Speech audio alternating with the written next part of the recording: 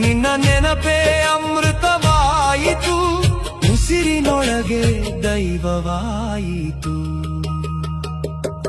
ಹೇ ಮುರಾರಿ, ಹೇ ಕೇಶವ, ನಿನ್ನ ಕೃಪೆ ಇಲ್ಲದೆ ನಾನು ಶೂನ್ಯವಾ.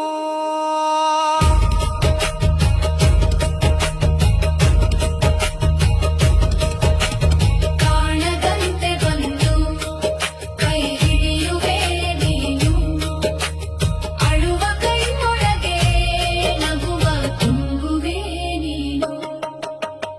ಏನು ಕೃಷ್ಣ ನಿನ್ನ ಮಾಯೆ, ಏನು ನಿನ್ನ ಲೀಲೆ, ಬದುಕಿನ ಪ್ರತಿಯೊಂದು ಉಸಿರಲ್ಲೂ